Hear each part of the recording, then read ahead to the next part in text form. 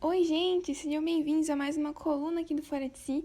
Eu sou a Nicole e hoje a gente vai responder uma pergunta muito boa. Por que cozinhar nos tornou humanos? E bom, para responder essa pergunta a gente vai começar do começo, como sempre. A gente vai começar falando de proteínas.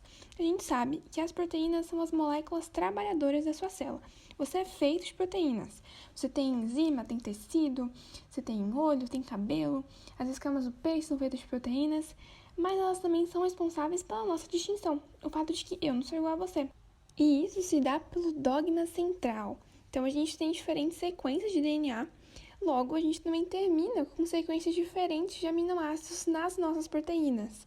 Mas, assim, essas cadeias de aminoácidos, elas não permanecem, retinhas e ordenadas na estrutura primária da proteína.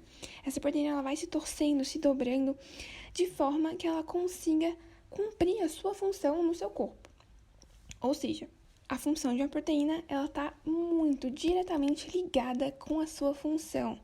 Dentro da sua célula você tem milhares de proteínas diferentes e essas proteínas elas têm funções diferentes porque elas também têm uma forma diferente. E quando os genes que codificam as proteínas de um ser humano são comparados com os genes que codificam as proteínas de um chimpanzé, um animal que a gente já sabe que é absurdamente semelhante geneticamente com a gente, muitas dessas proteínas, elas diferem por apenas uma ou duas substituições de aminoácidos. Isso não parece muito, mas a gente não pode subestimar o impacto de um único aminoácido diferente, porque a gente já viu, você é feito de proteínas e por proteínas. Na verdade, a evolução, ela é muitas das vezes relacionada com pequenas mudanças incrementais, Mas o fato é que hoje, a gente sabe que aproximadamente 10 genes codificadores de proteínas, eles são conhecidos por serem críticos para o tamanho do nosso cérebro.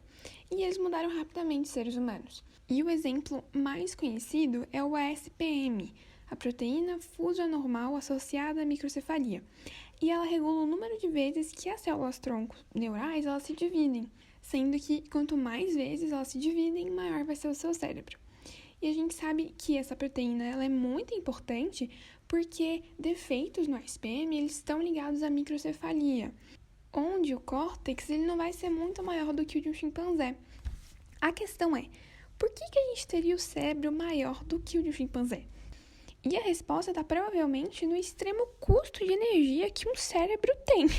Então, embora o nosso cérebro ele seja somente 2% do nosso corpo, ele usa cerca de 25% das calorias que a gente precisa para funcionar todos os dias.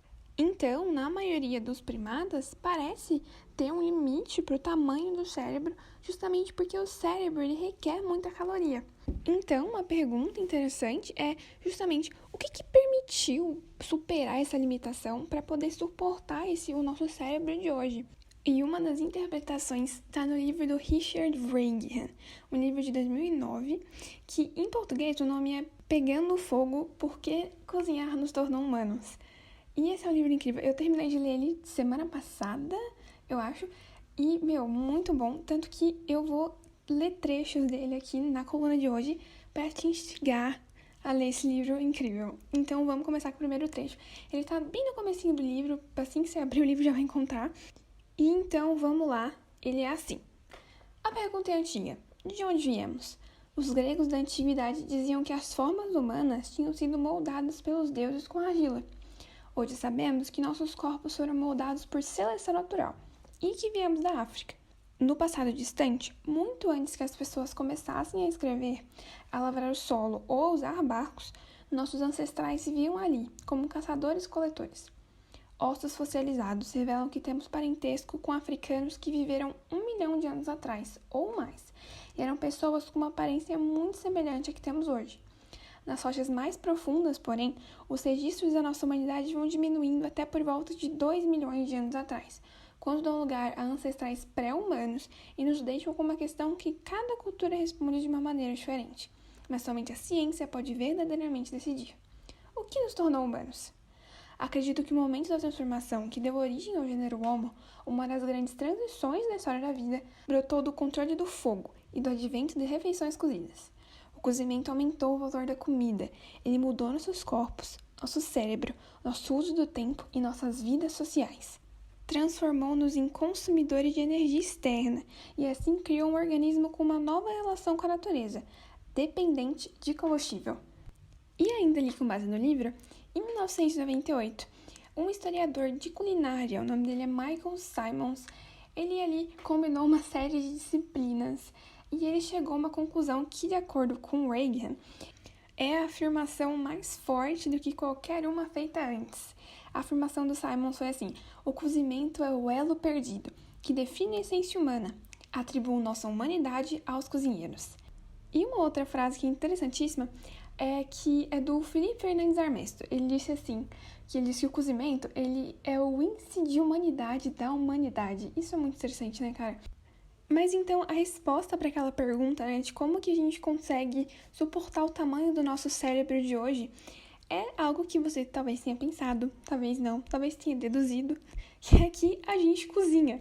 Então, cozinhar permite que a gente quebre um limite, uma barreira. Então, cozinhar meio que pré-digere o alimento para você, né? Cozinhar é o ato de pré-digerir a comida.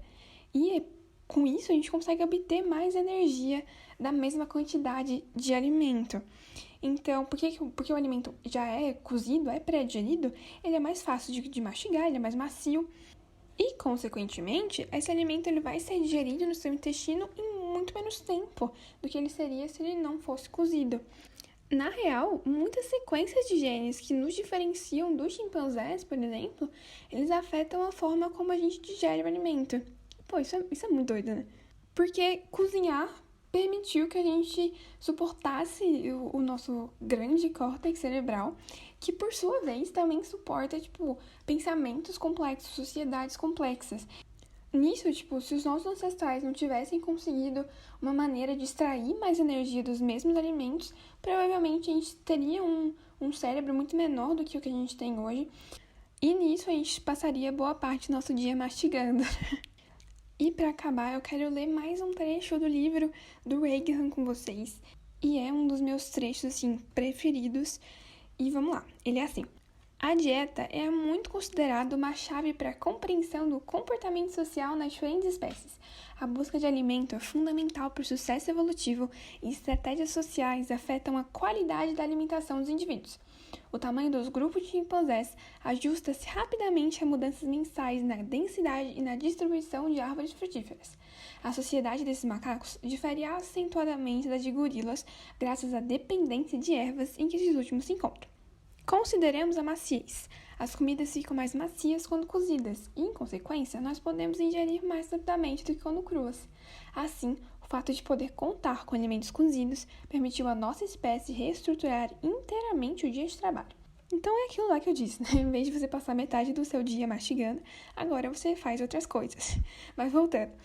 Houve mudanças na anatomia, na fisiologia, na ecologia, na história da vida, na psicologia e na sociedade. Evidências fósseis indicam que essa dependência surgiu não apenas há algumas dezenas de milhares de anos, ou mesmo há algumas centenas de milhares de anos, mas remonta ao início do nosso tempo na Terra, aos primórdios da evolução humana, pelo abilino que se tornou Homo erectus. Deveríamos realmente atribuir nossa humanidade aos cozinheiros.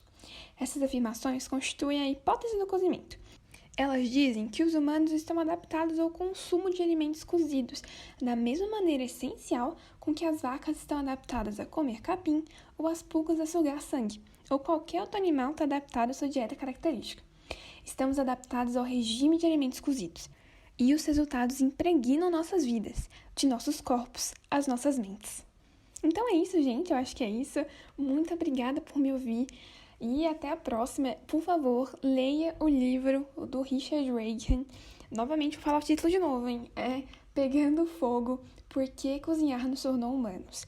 Esse livro é incrível, você com certeza vai entender muito melhor, se aprofundar muito mais no tema do podcast de hoje.